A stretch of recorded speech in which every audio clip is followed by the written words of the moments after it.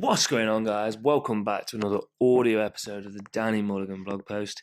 With everything that's going on with Corona, the C word that shall not be named, I'm sure you're all sick of hearing it. I thought that actually doing these blogs as weekly blogs should hopefully bring you a bit of time just to sort of take your mind off it and learn something new. And that's one of the reasons I didn't want to make the subject this week all about Corona, because a lot of the stuff that I've been pumping out has been related to keeping fit over this time and how to stay fit and healthy, that kind of thing.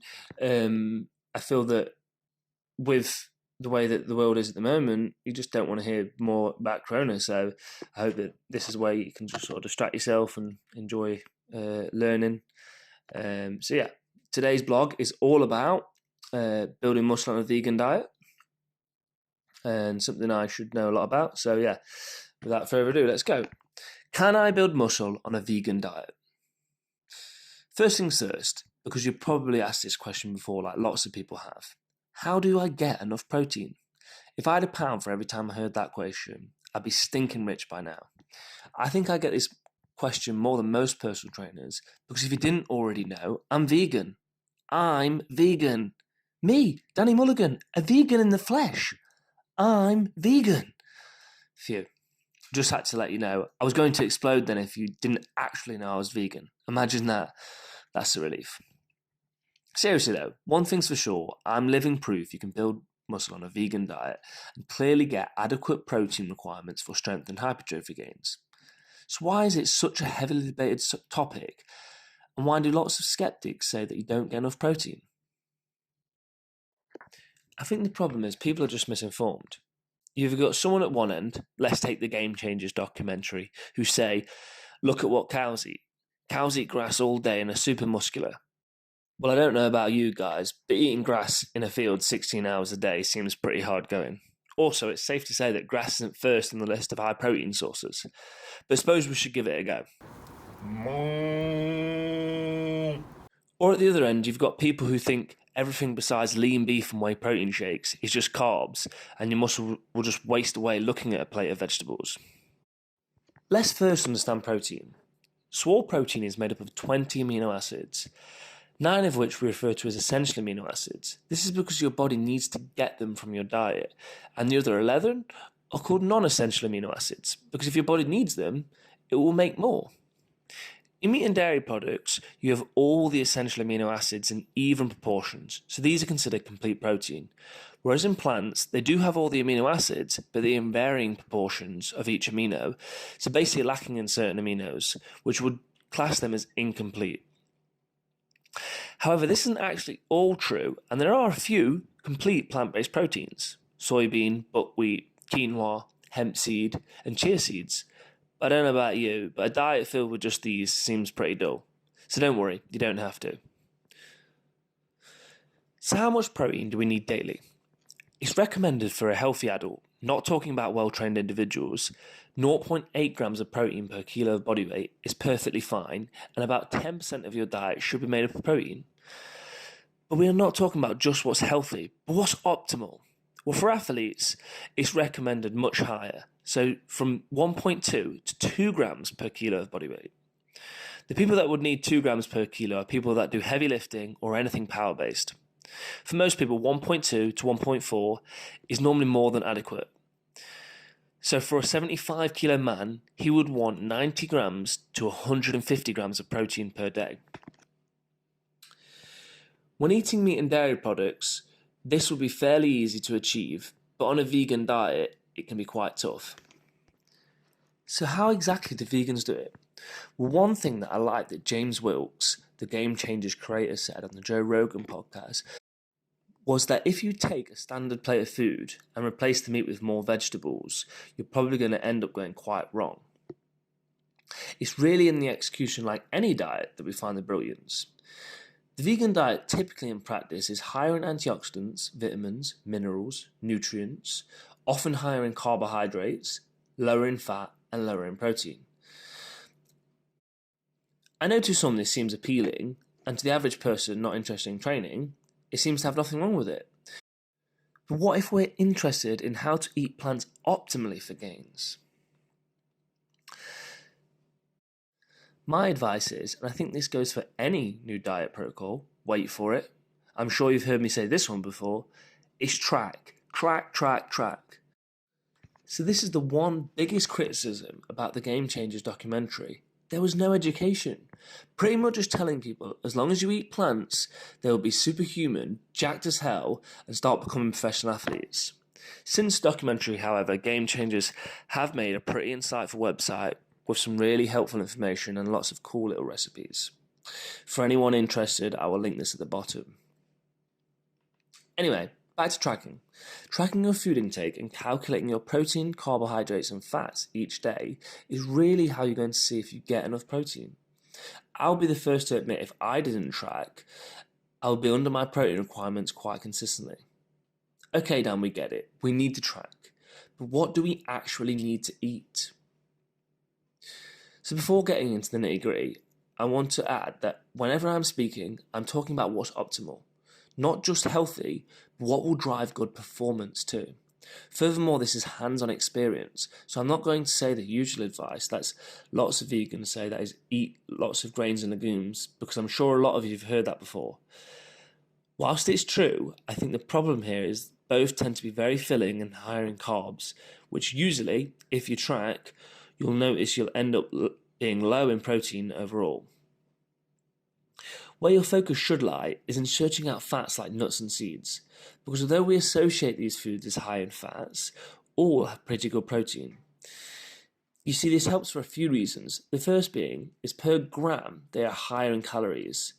So when you're trying to put on muscle, being in a calorie surplus is important. When dealing with clients, and myself when I wasn't tracking, I simply wasn't eating enough.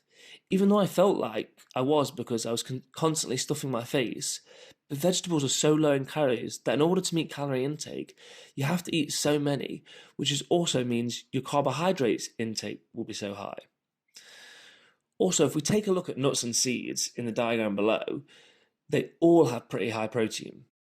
So if anyone listening can just bring their attention to the screen, and I'll put a picture up now, and you'll see them ranging from 17 grams up to 26 grams. At the lowest, you've got chia seeds, and the highest, we've got peanuts at 26 grams per 100 grams of weight. So they're all pretty high in protein, and using them within your diet would really ramp things up. So like I have peanut butter and chia seeds in my porridge in the morning.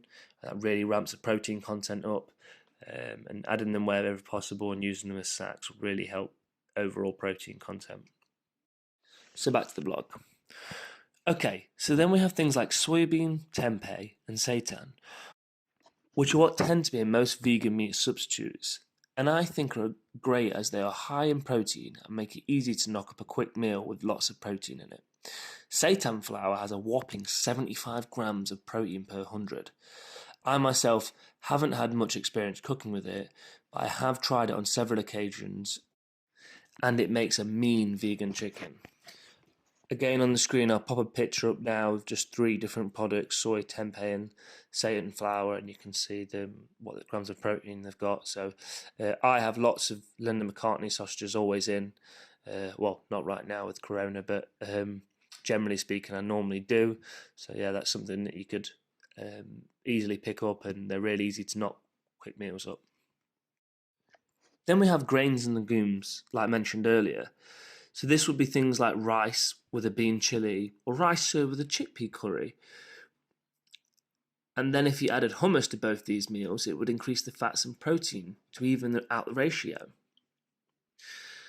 And finally, we have supplements. Protein shakes and protein bars are a fantastic way to increase your total daily intake.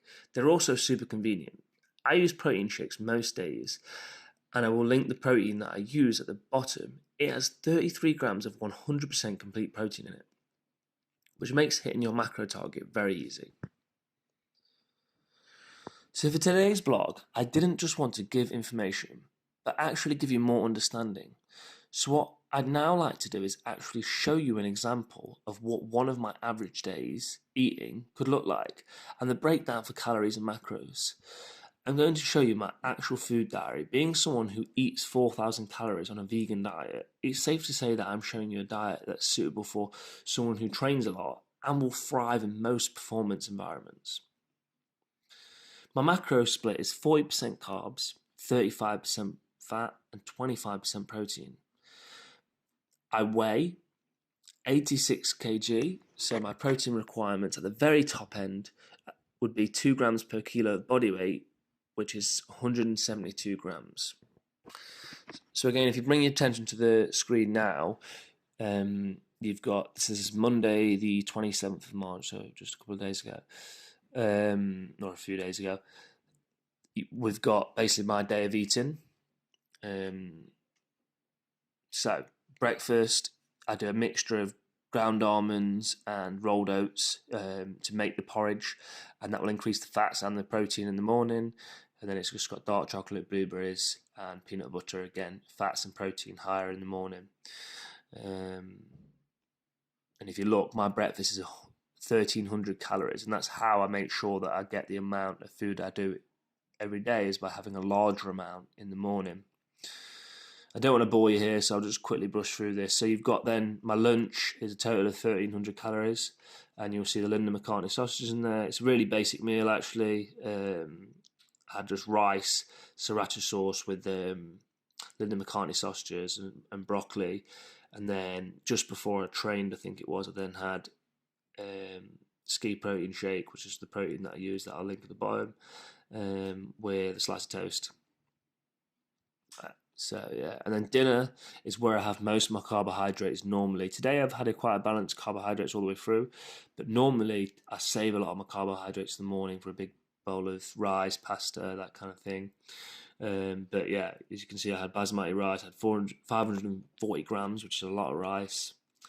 And most people, this is one of the things that it mentioned in the blog, that that amount of food might be a struggle for most people, and this is why sometimes it might be better searching the fat content for most people. But even though in this meal that I haven't, protein content is still reasonably high. So, and if you look all the way down to the bottom now, you've got 226 grams of protein I finish off in that day. Now, my macro split is 42% carbs, 35% fat, and 23% protein. So they're in and around what my target was. So even if I was at the upper end of 2 grams per kilo, I've still managed to get way over what is needed. And anyone following me on Instagram will know that these are all things that are just my typical day of eating. One thing's also worth adding, that if weight loss is your goal, then reduce the total intake down, but keep protein intake high. This is only because often in a calorie deficit, your body will use some of the protein for energy by transforming it into carbohydrates for a process called gluconeogenesis. So to round things off, clearly you can get enough protein on a vegan diet. However, especially if you're a newbie vegan, then it should be well thought out. I'll say it again one more time, but track your calories. Tracking is like a self-teaching tool to understand how to mold your diet to meet your needs. Things like soya products and protein shakes are super helpful to increase overall daily protein intake. Can you build muscle on a vegan diet? If you follow the information set out in this blog, then like me, you too can build muscle. So thanks for listening. I hope you enjoyed today's blog. I hope it was insightful.